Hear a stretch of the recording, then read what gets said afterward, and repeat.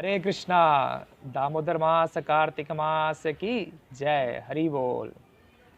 तो पिछले वीडियो में हमने जाना कि ये जो हम दामोदर मास कहते हैं और भगवान का एक नाम है दामोदर।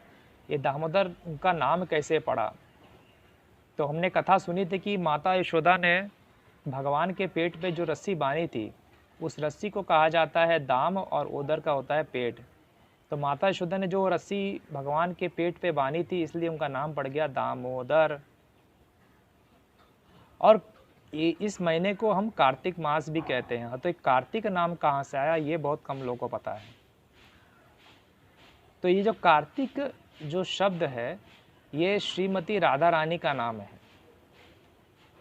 शास्त्रों में श्रीमती राधा रानी का एक और नाम है, वो है कार्तिका। श्रीमती राधा रानी को कार्तिका भी कहा जाता है, इसी से नाम उनका पड़ा है कार्तिकेय। ये महीने को कार्तिकेय भी कहा जाता है, कार्तिक कहा जाता है, क्योंकि श्रीमती राधा रानी को ये महीना बहुत अधिक प्रिय है। तो ये इसलिए इस महीने को कार्तिक कहा जाने लगा, क्योंकि श्रीमती राधा रानी को बहुत ज़्यादा प्रिय है, इसलिए भगवान श्री कृष्ण को भी ये महीना जो है बहुत ज़्यादा प्रिय है। और इसी महीने के महात्म्य में रूप गोस्वामी सनातन गोस्वामी एक कथा बताते हैं शास्त्रों से, जहाँ पे भगवान की 16,108 पटरानियाँ थीं। उनमें से 8 पटरानियाँ प्रमुख थीं, और उनमें से भी जैसे कि रुक्मणी, सत्यभामा जैसी पटरानियाँ जो हैं कि सर्व प्रमुख थी। तो एक बार सत्यभामा ने पूछा कि भगवान श्री कृष्ण, भगवान ये बताइए, आपकी 16,108 पटरानियाँ हैं, उनमें से मैं आपकी प्रमुख पटरानी और प्रमुख प्रेयसी कैसे बन गई? आप ज़रा मुझे इसके बारे में बताएं कि मैंने ऐसा क्या पुण्य किया जिससे कि मैं आपकी प्रेयसी बन सकी। तो भगवान कृष्ण ने उनकी पूर्व जन्म की कथा सुनाई। उन्होंने कहा कि पिछले जन्म में आप देव शर्मा नाम के एक ब्राह्मण की पुत्री थी, और आपका नाम था गुणवती। देव शर्मा एक गुरुकुल में ब्राह्मण के और गुरु के रूप में वहाँ पे शिक्षा दिया करते थे। जब आपकी आयु थोड़ी थोड़ी बढ़ने लगी, तो देव शर्मा को बहुत चिंता हुई कि मैंने अपनी पुत्री का विवाह अभी तक किया नहीं, और उसके लिए वो एक सुयोग वर्ग की तलाश करने लगे। उन्हें कोई सुयोग वर्ग मिल नहीं रहा था। फिर कुछ काल पर्यंत जो है, उन्हीं के गुरुकुल में एक लड़का था, उसका नाम था चंद्र शर्मा। और चंद्र शर्मा से देव शर्मा ने अपनी पुत्री गुणवती का विवाह कर दिया। चंद्र शर्मा और गुणवती दोनों बहुत मिलकर साथ में भगवान का भजन करने लगे, दृढ़ता के साथ में। एक समय की बात है, जब चंद्र शर्मा और देव शर्मा दोनों जन जंगल गए लकड़ी काटने, यज्ञ अनुष्ठान करने के लिए। तो उस जंगल में एक बहुत भयंकर राक्षस था। उसने देव शर्मा और चंद्र शर्मा दोनों का वध कर दिया।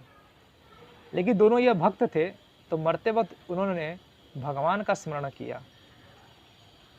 क्योंकि उन्होंने मरते वक्त भगवान का स्मरण किया, तो भगवान वैकुंठ से भगवान का विमान पृथ्वी पर आ गया, और इन दोनों देव शर्मा और चंद्र शर्मा को भगवत धाम ले गया।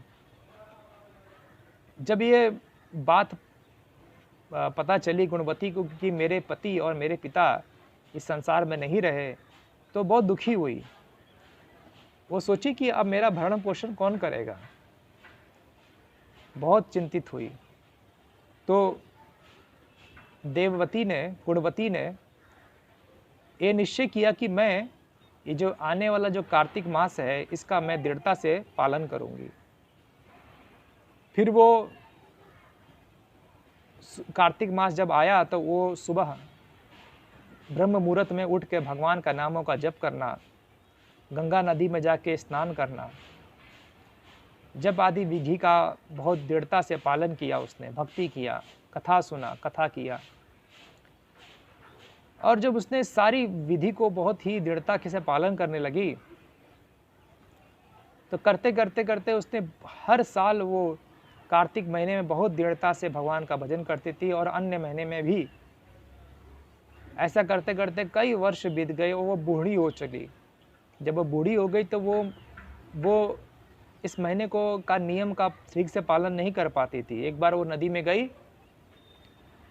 गई वो स्नान करने, और बूढ़ी होने के कारण वो स्नान नहीं कर पाई और फिसल के गिर गई और उसकी मृत्यु हो गई।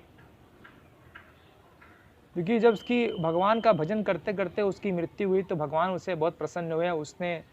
भगवान ने उसे अपने धाम में बुला लिया और उसे आशीर्वाद दिया कि जब भी मैं संसार में आऊँगा तब तक तुम मेरी सहपाठी, तुम मेरी सहयोगी, तुम मेरी प्रेयसी बन के संसार में जन्म लेना मेरे साथ में हमेशा। तो ये कार्तिक महीने का इतना महात्म्य है कि भगवान की प्रेयसी बन गई। तो इसलिए कहता हूँ कि इस कार्तिक मास को अधिकता से और दृढ़ता से पालन करें और अपने इस जीवन को सफल बनाएं। हरे कृष्णा।